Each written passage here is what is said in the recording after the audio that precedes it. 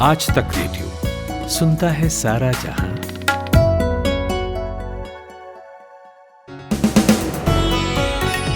Hello, good evening. 16 मई मंगलवार के दिन भर में आपका स्वागत है। मेरा नाम है जमशेद कमर सिद्दीकी। सियासी गलियारों में आज का सबसे बड़ा सवाल यही है कि कर्नाटक का सीएम कौन होगा। कांग्रेस के खेमे में बेंगलुरु से दिल्ली तक खूब हलचल है। सियासी और दिमागी गुत्थमगुत्थी चल रही है। सीएम पद के दावेदारों में से एक डीके शिव कुमार आज दिल्ली पहुंचे और सेंट्रल लीडरशिप से मुलाकात की। इसका हासिल क्या रहा, पता करेंगे।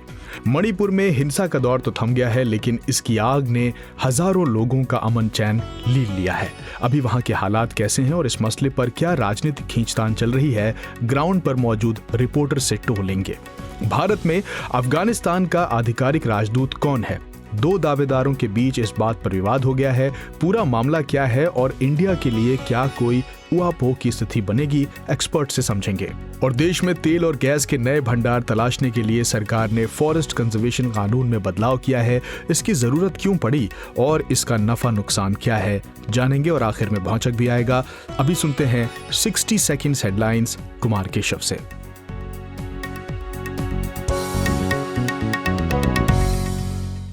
शुक्रिया जमशेद। कर्नाटक के सीएम को लेकर कांग्रेस में सस्पेंस बरकरार, बैठकों का दौर जारी। प्रेसिडेंट मल्लिकार्जुन खड़गे के घर पहुंचे डीके शिव कुमार। नरेंद्र मोदी सरकार के 9 साल पूरे होने पर 27 मई को बीजेपी अध्यक्ष जेपी नड्डा करेंगे प्रेस कॉन्फ्रेंस। कुश्ती संघ के अध्यक्ष बृजभूषण शरण सिंह मामले में पुलिस ने नाबालिग समेत 6 महिला पहलवानों के बयान किए दर्ज। अतीक अशरफ हत्याकांड मामले में न्यायिक जांच टीम प्रयागराज पहुंची। अस्पताल के 16 लोगों से होगी पूछताछ। राहुल गांधी के खिलाफ मानहानि मामले में झारखंड हाईकोर्ट ने फैसला सुरक्षित रखा। अमित शाह पर अपमानजनक टिप्पणी का आरोप। 31 मई को 10 दिनों के लिए अमेरिका जाएंगे राहुल गांधी। न्यूयॉर्क में करेंगे रैली।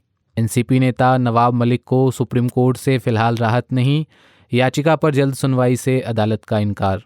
पश्चिम बंगाल के पूर्वी मिदनापुर की पटाखा फैक्ट्री में धमाका, 3 लोगों की हुई मौत। और आईपीएल में आज लखनऊ का मुकाबला मुंबई इंडियंस से। रोहित शर्मा ने टॉस जीतकर चुनी बॉलिंग। ये दिन भर है और मैं हूं जमशेद कमर सिद्दीकी।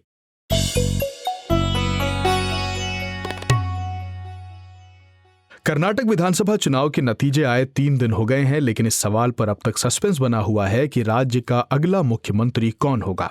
कांग्रेस ने चुनाव तो जीत लिया, लेकिन मुख्यमंत्री की कुर्सी पार्टी के 2 बड़े चेहरों के बीच घूम रही है। इन 2 दावेदारों में से एक 77 साल के सिद्धारमैया हैं, तो दूसरी तरफ हैं 61 साल के डीके शिव कुमार। राजनीतिक अटकलों का दौर अपनी चरम पर है। पावर शेयरिंग के अलग अलग फॉर्मूले उछाले जा रहे हैं। हालांकि अंतिम मुहर कांग्रेस आलाकमान को लगा है। इसी सिलसिले में सिद्धारमैया कल दिल्ली पहुंचे और शीर्ष नेतृत्व से मुलाकात की। तबीयत नासाज होने की वजह से डीके शिव कुमार कल दिल्ली नहीं आ सके थे। मीडिया में नाराजगी की बात चली तो पार्टी को अपनी मां बता दिया उन्होंने और इस्तीफे की खबर चलाने वाले चैनलों को सख्त लहजे में हड़का भी दिया था। आज डीके शिव कुमार दिल्ली पहुंचे और दिन भर सुर्खियों में बने रहे। आज तक रेडियो रिपोर्टर अमित भारद्वाज ने पूरे दिन उन्हें फॉलो किया। तो अमित भारद्वाज से ही मैंने पूछा कि डीके शिव कुमार ने आज दिल्ली में कहां दस्तक दी। डीके शिव कुमार जो कर्नाटका कांग्रेस के अध्यक्ष हैं, वो पहली बार कर्नाटक में ऐतिहासिक जीत के बाद पहली बार राष्ट्रीय राजधानी दिल्ली पहुंचे और एजेंडा बहुत साफ था। देखिए, पहले ही सिद्धारमैया जो कर्नाटक के भूतपूर्व मुख्यमंत्री रह चुके हैं, कांग्रेस के वेटरन लीडर हैं, स्टॉलवर्ट माने जाते हैं, वो दिल्ली में डेरा जमाए हुए बैठे हैं। अब ऐसे में डीके शिव कुमार, जिन्होंने कांग्रेस पार्टी को एक कठिन समय से निकाला है कर्नाटक में, उस डीके शिव कुमार का, जिन्होंने अपनी स्ट्रेंथ से, पॉलिटिकल समझबूझ से, रिसोर्सेज से पार्टी को मजबूत किया और एक बड़ी जीत दिलाई, तो उनकी दावेदारी का क्या होगा। तो उस दावेदारी को मजबूत करने के लिए डीके शिव कुमार दिल्ली पहुंचे। पहले अपने भाई के घर गए, वहां पे उन्होंने लंच किया, अपने समर्थकों से बात की। कई सारे कर्नाटक के एमएलसीज और अलग अलग नेता भी वहां थे, लेकिन सबसे अहम बैठक जो हुई वो थी डीके शिव कुमार जब पहुंचे कांग्रेस के अध्यक्ष मल्लिकार्जुन खड़गे के घर।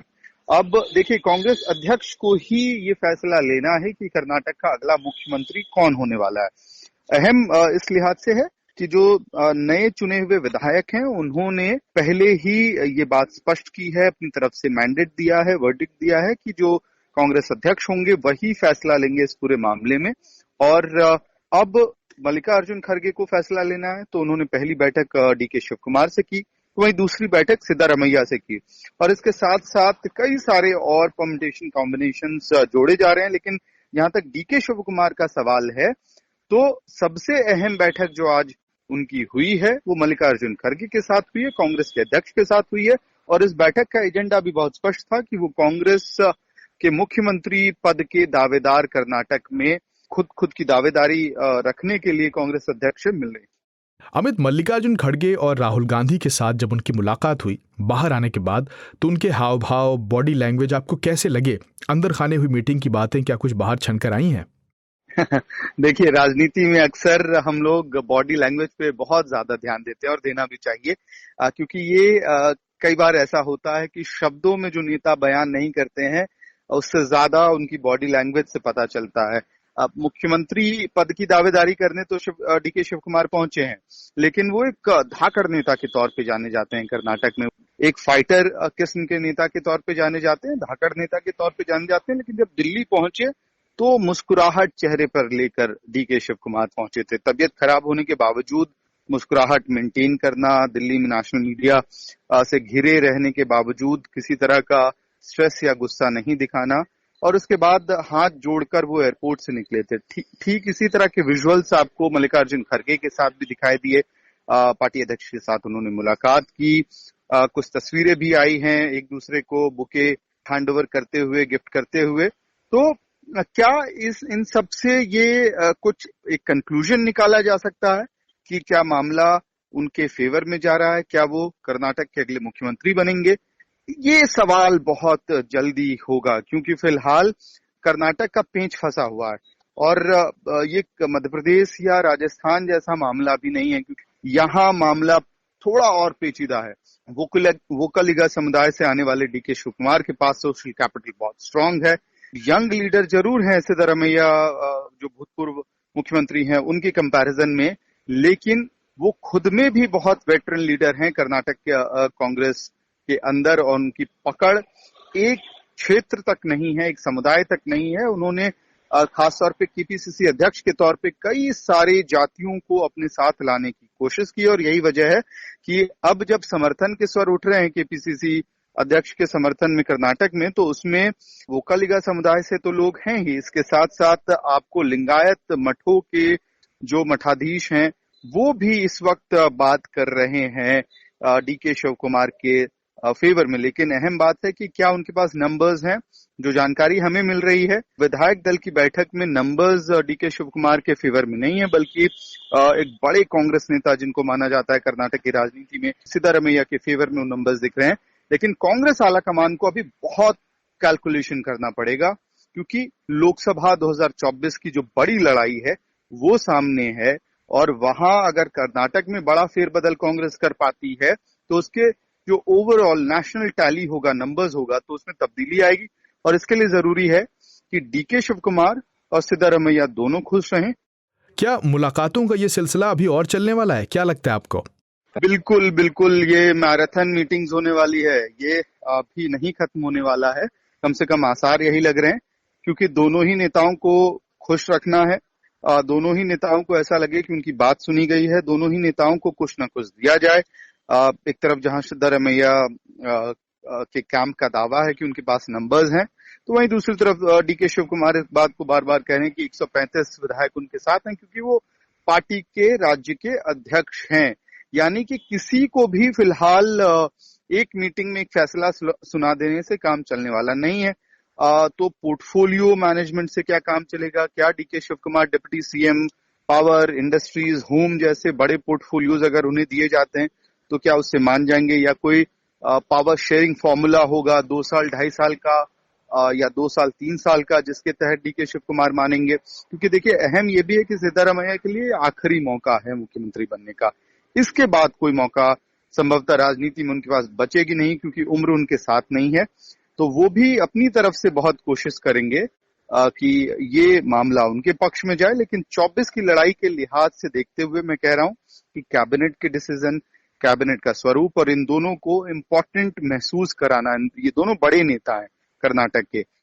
तो डीके शिव कुमार और सिद्धारमैया के ऊपर कर्नाटक और देश की जनता की निगाहें बनी रहेंगी। आपका बहुत बहुत शुक्रिया अमित भारद्वाज।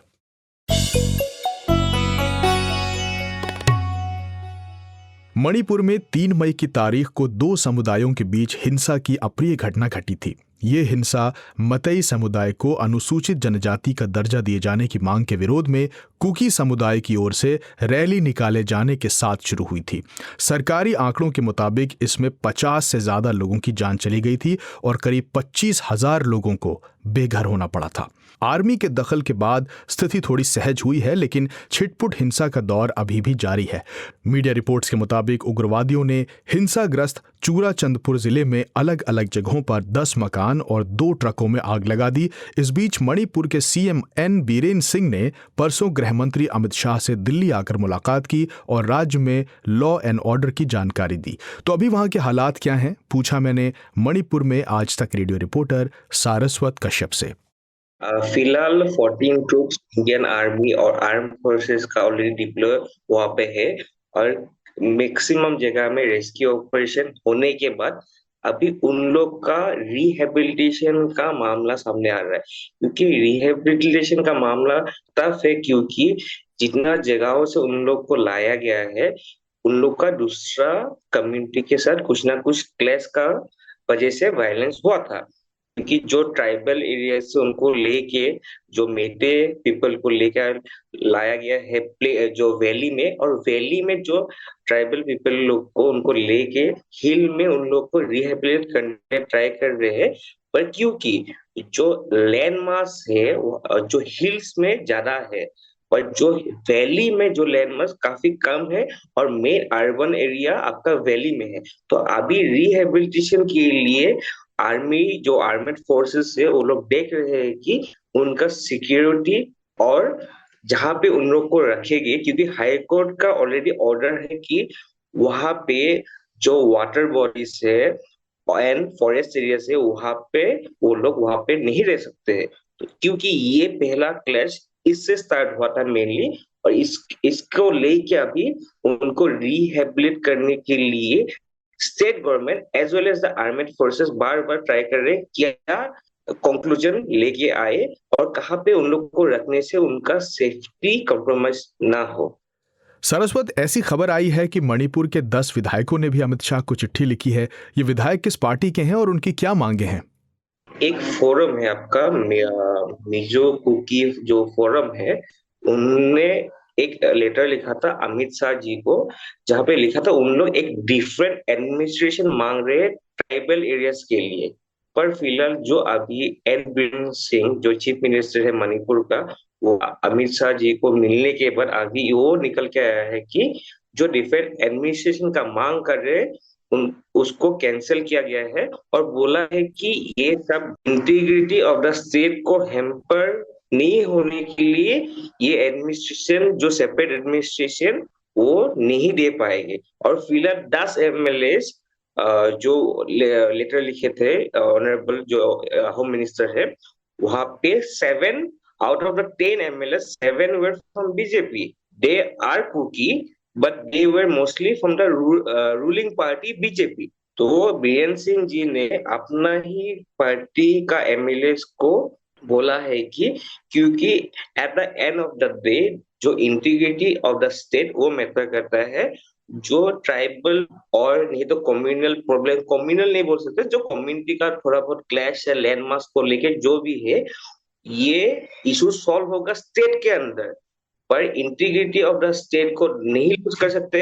और अमित शाह जी ने भी बार बार बोला है कि जो सेंटर का जो भी रोल होगा इसके ऊपर to maintain peace and harmony in the state till the last action वो करेंगे। और अभी भी हम लोग जान सकते हैं कि 14 armoured troops day and night rescue operation, security law and order maintain करने के लिए अभी फिलहाल मणिपुर में मौजूद है वो लोग। जी, तो आपने बताया कि संडे को सीएम एन बीरेन सिंह ने खुद होम मिनिस्टर से मुलाकात की थी, तो हालात को सामान्य बनाने के लिए उनकी सरकार और क्या कदम उठा रही है?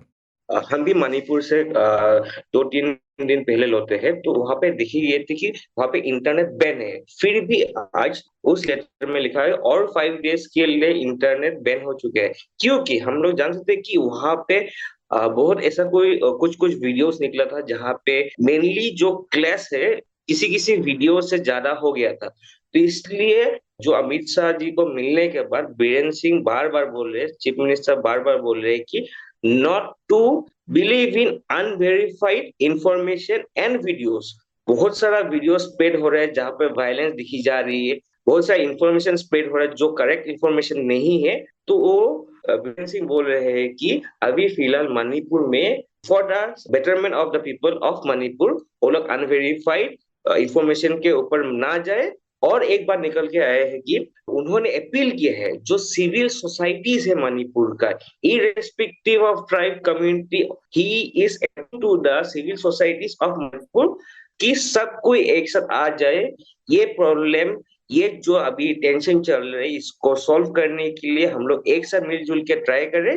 और जो कॉमन पीपल है उन लोग को बोला है कि अभी फिलहाल इस टाइम के लिए किसी भी प्रोटेस्ट, किसी भी रैली में आप लोग मत इन्वॉल्व होए, क्योंकि हम लोग जान सकते हैं क्योंकि बहुत सारा इन्फ्लुएंस है जो मिलिटेंसी का, मणिपुर का पहले से भी मिलिटेंसी का प्रॉब्लम है। वो प्रॉब्लम के बारे क्योंकि ये प्रॉब्लम है इसलिए इन्फ्लुएंस देखी जाती है कहीं की जो इंटीरियर प्लेसेस है, जो बॉर्डरिंग एरियाज है, तो वहां पे प्लेस होने से जो मिलिटेंसी का प्रॉब्लम है, जो म्यांमार मिलिटेंसी का प्रॉब्लम है, उसका इन्फ्लुएंस काफी यहाँ पे देखी जा रही थी। वायलेंस, फिलहाल जो वायलेंस हुआ था इसके ऊपर। तो मणिपुर में फिलहाल इंटरनेट बैन है, लेकिन फोन लाइंस पर हमसे जुड़ने के लिए आपका बहुत बहुत शुक्रिया सारस्वत कश्यप। अफगानिस्तान में फिलहाल तालिबान का राज है, लेकिन दिल्ली में मौजूद उनके दूतावास में एक अजीब स्थिति बनी हुई है। क्यों? क्योंकि फरीद मामुनजई, जो कि 2020 से ही भारत में अफगानिस्तान के राजदूत हैं, उन्हें तालिबान हटाना चाहता है। आपको पता ही होगा कि साल 2021 में आई तालिबान की सरकार को भारत ने अब तक अपनी मान्यता नहीं दी है। अफगानिस्तानी एम्बेसी भी तालिबान की सरकार को मान्यता नहीं देती, और ऐसा सिर्फ भारत में मौजूद एम्बेसी का स्टैंड नहीं है। फरीद मामुनजी ने एक न्यूज एजेंसी से बातचीत में बताया कि दुनिया भर के ज्यादातर देशों में मौजूद अफगानी एम्बेसीज तालिबान की सरकार को मान्यता नहीं देती, उसे सिर्फ 14 एम्बेसीज का समर्थन हासिल है, और ये उन देशों की एम्बेसी हैं जहां लोकतांत्रिक सरकार नहीं है। तो फरीद मामुनजी, जो फिलहाल अफगानिस्तान के राजदूत हैं, उनके बारे में अफगानी मीडिया ये लिखता है कि वो भ्रष्टाचारी हैं। इस बीच अफगानिस्तान के दूतावास में कभी ट्रेड काउंसलर रहे कादिर शाह ने यह दावा किया है कि वो तालिबान सरकार के नए राजदूत हैं। हालांकि अफगानिस्तान की एम्बेसी कादिर के दावे को खारिज कर चुकी है, मगर यह सवाल उठता है कि भारत की सरकार अफगानिस्तान से अपने डिप्लोमेटिक रिश्ते कैसे बनाए हुए है, जब यही पूरी तरह से तय नहीं है कि राजदूत है कौन। तो इस स्थिति को समझने के लिए हमने बात की विदेशी मामलों के जानकार और वरिष्ठ पत्रकार प्रकाश के रे से। देखिए, कोई भी दूतावास होता है या उच्चायोग का काम ये होता है कि वो वीजा देता है। वीजा मतलब वर्क वीजा हो सकता है, एजुकेशन वीजा हो सकता है, बिजनेस वीजा हो सकता है, पर्यटन को लेके हो सकता है। और दूसरा दूतावास का काम होता है कि जिस देश में है उस देश की सरकार के साथ और अपनी सरकार के बीच में एक संपर्क सूत्र का काम करना। तो जहां तक अफगानिस्तान की बात है, तो हम जानते हैं कि 2021 के बाद वहाँ स्थिति बदल गई और जो राष्ट्रपति थे वो देश छोड़ के चले गए, और फिलहाल तालिबान की अस्थायी गवर्नमेंट वहाँ चल रही है। उसको भारत ने भी और बाकी देशों ने भी अभी मान्यता नहीं दी है। तो जब मान्यता नहीं दी है तो हमारा एक तरीके से औपचारिक कूटनीतिक संबंध नहीं है। मुश्किल से मुझे लगता है कि लगभग 1 दर्जन देश हैं, जैसे चीन है, रूस, ईरान, ऐसे कुछ देशों ने अपने दूतावास वहां खोले हैं काबुल में, लेकिन भारत ने नहीं खोला है। हमारी एक टेक्निकल सपोर्ट टीम वहां पर है। अब हालांकि वो टेक्निकल सपोर्ट टीम क्या कहें, एक तरीके से कहिए कि अनौपचारिक रूप से हमारे लोग हैं जो हमारे जो इंटरेस्ट हैं वहां पे, प्रोजेक्ट्स हैं, उनसे रिलेटेड चीजें कर रहे हैं, और साथ ही स्वाभाविक रूप से बातचीत भी कर रहे होंगे तालिबानी शासन के साथ। और अब हम दिल्ली में आते हैं, तो दिल्ली में जो अभी राजदूत हैं अफगानिस्तान के, वो पिछली सरकार के चुने हुए हैं। तालिबान ने एक दूसरे अधिकारी को, जो भी पहले से यहाँ काम कर रहे थे, उनको अपना राजदूत बनाया है। तो वो उनको जैसा कि खबरों में आया है और अफगानिस्तान के राजदूत की तरफ से जो एक लेटर जारी हुआ उसमें ये कहा गया है कि कुछ लोग घुसने की कोशिश कर रहे हैं और हम उन्हें रोक रहे हैं, वो ऑथराइज नहीं है। और जो आपने भी अखबारों में देखा होगा, ये कहा जा रहा है कि भारत ने ये पोजीशन लिया है कि भाई ये इनका इंटरनल मैटर है, क्योंकि आप जानते हैं कि जो दूतावास की बिल्डिंग होती है, वो जो परिसर होता है, वो उस देश का होता है। वो हम उसमें जाके कुछ नहीं कर सकते। हमारा ज्यादा से ज्यादा काम यह है कि हम बाहर में सुरक्षा रखें या कोई उनको जरूरत है तो हम मुहैया कराएं, लेकिन हम हस्तक्षेप नहीं कर सकते हैं। तो ये सही भी है, ठीक भी है।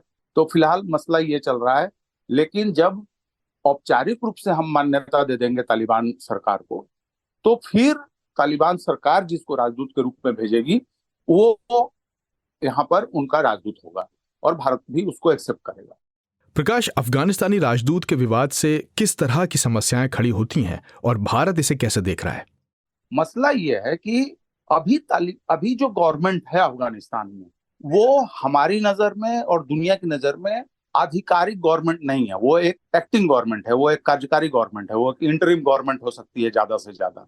तो हमारा कोई उसमें दखल देने का वो नहीं बनता है कि हम कहें कि भाई ये क्या हो रहा है, राजदूत तो ये इनको तालिबान ने भेजा है तो इनको राजदूत तो होना चाहिए, या ये बिल्डिंग में जाएं। ये उस समय की स्थिति कुछ और हो सकती है, लेकिन फिलहाल ये है कि हमारा लेना देना नहीं है। और बहुत सारे देशों में तालिबान की गवर्नमेंट ने वहां के राजदूतों को और दूतावास को खर्चा देना बंद कर दिया है। बहुत जगह में बंद कर दिया है। हमारे देश में भी हुआ, जैसे अफगानिस्तान के जो परिवार यहाँ रह रहे हैं, रिफ्यूजी हैं चाहे अदरवाइज, उनके बच्चों का एक अफगानी स्कूल है यहाँ पे।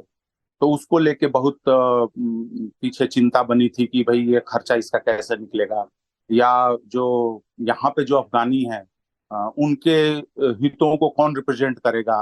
तो लेकिन चूंकि भारत के संबंध अच्छे रहे हैं, आपने देखा होगा कि तालिबान गवर्नमेंट के बावजूद वहाँ की जनता के लिए भारत ने अनाज, दवाइयाँ, बहुत सारी और सप्लाईज भेजी हैं पिछले दिनों में। तो भारत ने इनको भी कहा कि भाई यहाँ जो भी मदद हो सकती है, स्कूल चलता रहे, और कोई और दिक्कत होगी तो हम उसमें उसको सहानुभूतिपूर्ण तरीके से देखेंगे। लेकिन फिलहाल कूटनीतिक स्तर पे हमारा कोई संबंध, औपचारिक संबंध जो है इस दूतावास से नहीं है। तो यानी ये कहा जा सकता है कि यह स्थिति ऐसे ही बनी रहेगी जब तक भारत तालिबानी सरकार को मान्यता नहीं दे देता है। शुक्रिया प्रकाश केरे।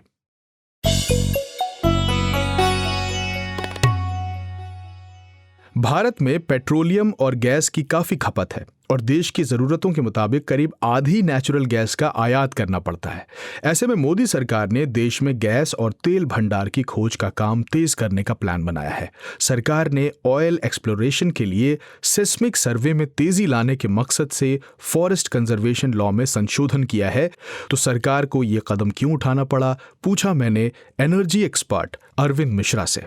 देखिए, जो फॉरेस्ट कंजर्वेशन एक्ट था 1980, उसमें अभी बदलाव किया गया। लोकसभा में हमने देखा था कि बिल लेकर आई सरकार। तो देखिए, देश की जो ऊर्जा जरूरत है उसमें हम पाते हैं कि लगभग 80 से 85% जो क्रूड ऑयल है वो हम विदेशों से आयात करते हैं। कि वर्तमान में देखें तो रूस से सबसे ज्यादा कर रहे हैं, दूसरे नंबर पर इराक और सऊदी अरब, ऐसे देशों से हम आयात करते हैं।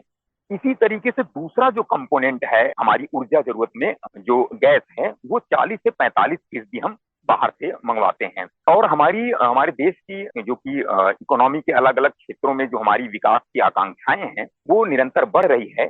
इसे देखते हुए 2047 तक हम दुनिया के तीसरे सबसे बड़े कंज्यूमर होंगे एनर्जी के। हमें ऑयल एंड गैस से बड़ा एक ऊर्जा का स्रोत है, उसे हमें विकसित करना होगा। इसी क्रम में सरकार हाइड्रोकार्बन क्षेत्र में सुधारों की प्रक्रिया को आगे बढ़ा रही है। इससे पहले 2020 में आपने और हम सभी ने देखा, ऑयल एंड गैस को माइनिंग सेक्टर से बाहर लाया गया, और इसी क्रम में ये नया अमेंडमेंट है। अब इसकी जरूरत क्यों पड़ी? तो देश में बहुत सारे हिस्से ऐसे हैं, क्योंकि हमारे क्षेत्र में, हमारे देश में वन संपदा का भी एक बड़ा वो है, रिजर्व है। तो कई क्षेत्रों में ऑयल एंड गैस, हाइड्रोकार्बन पाए जाने की संभावना है इनिशियल स्तर पर। तो उनकी खोज और उन संभावनाओं को अवसर में बदलने के लिए जो संसाधन हैं, उन्हें जो कच्चा माल है उसे एक एनर्जी रिसोर्स में डेवलप करने के लिए इस तरीके के बदलाव की जरूरत महसूस की गई। अरविंद जी, ये जो तेल और गैस के भंडार ढूंढने का जो प्रोसेस है, अगर आप उसके बारे में कुछ बता सकें, वो कैसे होता है, उसका प्रोसेस क्या है पूरा? जो ऑयल एंड गैस सेक्टर का उत्खनन होता है, एक्सप्लोरेशन, वो सामान्य जो एक यदि हम खनन माइनिंग से समझें तो जैसे किसी भी माइनिंग को प्रोसेस करने से पहले एक उसका सर्वे होता है और सर्वे से पहले एक इनिशियल वैल्यूएशन होता है। इसी तरह ऑयल एंड गैस सेक्टर का भी सर्वे किया जाता है, जिसे हम भूकंपीय सर्वे या फिर कहें सिस्मिक सर्वे हम कहते हैं। लेकिन यह सामान्य जो खनन होता है, मान लीजिए किसी खनिज या धातु का खनन होता है, उससे अलग होता है इस संदर्भ में, क्योंकि ऑयल एंड गैस का जब हम सिस्मिक में सर्वे करते हैं तो उसका दायरा बहुत बड़ा होता है। वो लगभग मान के चलिए कि 500 किलोमीटर से 1000 किलोमीटर के दायरे को पूरा करता है, जबकि एक सामान्य कोई खनन होता है तो वो हो सकता है कि 50 किलोमीटर या 20 किलोमीटर 40 किलोमीटर का सर्वे होता है। तो अब इस एक्ट में जो बदलाव किया गया है वो है सिस्मिक सर्वे को फॉरेस्ट एरिया में भी, पहले उसे फॉरेस्ट की गतिविधियों में शामिल नहीं किया जाता था, लेकिन अब ये सर्वे फॉरेस्ट वाला जो एरिया है उसमें भी सर्वे किया जा सकता है। जी, अच्छा, ये जो तेल खोजने की जो कवायद है, उसकी कामयाबी के कितने आसार होते हैं? कितने % ऐसा लगता है कि वो सक्सेसफुल हो सकता है? कितने चांसेस होते हैं? जो ऑयल एंड गैस का जो एक्सप्लोरेशन होता है उसको हम 3 चरणों में देखते हैं। हम एक क्षेत्र को कहते हैं बेसिन 1, जहां से अभी एक्सप्लोरेशन हो रहा है। दूसरा क्षेत्र होता है बेसिन 2, ऐसा क्षेत्र जहां ये हमें पता है कि यहाँ हाइड्रोकार्बन है लेकिन उसका कॉमर्शियल यूज नहीं हो पा रहा है। तीसरा क्षेत्र होता है बेसिन 3, जिसमें हमें तरह की संभावनाएं तलाशनी होती है। तो अभी जिन क्षेत्रों के लिए कहना चाहिए कि इस तरह के नियम में बदलाव किए गए हैं, उसमें सौराष्ट्र, विंध्य का क्षेत्र, महानदी का क्षेत्र और यहाँ तक कि सुंदरवन से जो लगा हुआ जो पूरा क्षेत्र है, उस क्षेत्र में सिस्मिक सर्वे को भी अनुमति दी जाएगी। उस जगह के सर्वे के बाद हमें पता चलेगा कि कितना हाइड्रोकार्बन है और उसको कॉमर्शियल यूज में कैसे लाया जा सकता है। तो एक बड़ा इसमें संभावनाएं हैं। और रही बात, ये इसकी जरूरत इसलिए भी पड़ी क्योंकि अभी हमारे यहाँ ONGC जो है लगभग 75% उत्खनन ये कंपनी करती है, लेकिन जैसे जैसे तेल एवं गैस क्षेत्र का दायरा बढ़ रहा है और हमारे यहाँ पता चल रहा है कि हमारे यहाँ ये संसाधन है, तो नई कंपनियां हैं, वो हो सकता है कि विदेशी कंपनियां भी हैं, टोटल एनर्जी है, एक्सन मोबिल है, ऐसी कंपनियां भारत में निवेश करने की इच्छुक हैं इस क्षेत्र में, और हमारी सरकार भी उन्हें कई सारे निवेश के प्रस्ताव दे रही है। इस कारण ये नियमों में बदलाव करना जरूरी हो गया था। तो एनर्जी सेक्टर में देश को आत्मनिर्भर बनाने की कोशिशें कितनी रंग लाएंगी, ये तो वक्त ही बताएगा। शुक्रिया अरविंद मिश्रा। अब वक्त है हमारे स्पेशल सेगमेंट भौचक का। नितिन ठाकुर आ चुके हैं, अगली आवाज नितिन की।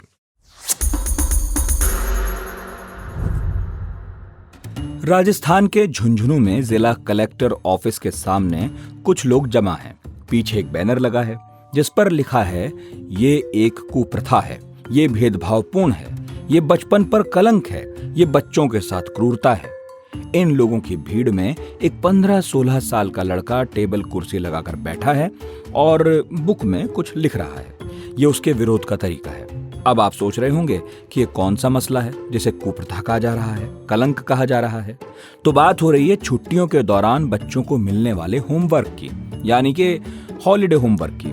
इन भाई साहब का नाम है प्रांजल और फिलहाल इनकी छुट्टियां चल रही हैं, लेकिन छुट्टियों के दौरान इनकी टीचर ने इन्हें दे दिया है बहुत सारा होमवर्क। प्रांजल का कहना है कि हॉलिडे का मतलब तो हॉलिडे होता है, अगर हॉलिडे में भी उसे होमवर्क करना पड़े तो काहे का हॉलिडे। प्रांजल ने देखा कि उसका जो दर्द है वही दर्द देश के बहुत सारे बच्चों का है। गर्मी की छुट्टियों में भी उन्हें होमवर्क दे दिया जाता है। बेचारे नानी दादी के यहाँ भी जा नहीं पाते क्योंकि काम का प्रेशर है, सुकून की नींद तक मैसर नहीं। तो प्रांजल ने तय किया कि वो ऐसे मजलूम बच्चों की आवाज उठाएगा। उसने जिला कलेक्ट्रेट के सामने लगाई कुर्सी मेज और ऐलान कर दिया कि वो अब से यहीं बैठकर रोजाना 1 घंटा होमवर्क करेगा। सुनिए प्रांजल को। हॉलीडे शुरू होते हैं, हमें खूब सारा हॉलीडे होमवर्क दे दिया जाता है, जिससे कि हम पूरी छुट्टियों में अपने अभिरुचियों पे ध्यान ही नहीं दे पाते। हम पूरा समय हमें हॉलीडे होमवर्क करते रहते हैं और 5 विषयों में मुझे इतना होमवर्क दिया गया है कि 5 विषयों को 5 दिन में एक विषय को होमवर्क करने 5 दिन लग जाएंगे। हमसे 25 दिन हमारे छुट्टी में लग जाएंगे और जो अन्य अतिरिक्त फाइल प्रोजेक्ट्स आदि दिए गए हैं उनको करने में छुट्टियां ऐसे ही निकल जाएंगी। हॉलीडे होमवर्क एक कुप्रथा है, ये बचपन पे कलंक है। स्वस्थ जीवन के लिए फिर चाहे वो शारीरिक हो, मानसिक हो, सामाजिक हो, अवकाश बहुत जरूरी होता है और बच्चों के लिए ज्यादा जरूरी होता है अवकाश, क्योंकि इससे बच्चे ताकि बच्चे खेल कूद सकें और अपने अभिरुचियों में भाग ले सकें। ये उनके लिए स्वर्ण विकास के लिए मदद करता है। वो सुल्तानपुरी साहब का शेर है ना कि हम तो अकेले ही चले थे जानिबे मंजिल, मगर लोग साथ आते गए और कारवां बनता गया। यही हुआ प्रांजल के साथ।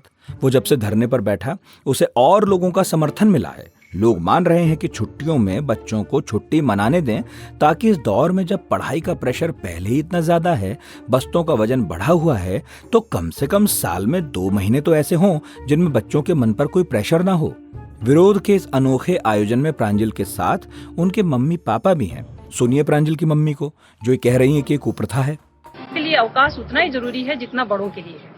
अवकाश से यह सोचना कि गुणवत्ता खराब होगी या उनका जो याद करने का तरीका है वह कम होगा, ये बिल्कुल एक गलत मनोविज्ञान है। जिस तरह से पहले ये कुप्रथा थी कि बच्चों को मारो पीटो और वो ज्यादा अच्छे बन जाएंगे, उसी प्रकार बिना किसी अवकाश के बच्चों से स्कूल में आने के बाद में भी होमवर्क में रखना और जो उसकी छुट्टियां होती है उसमें भी होमवर्क के लिए रखना, ये बहुत ही त्रासदीपूर्ण है।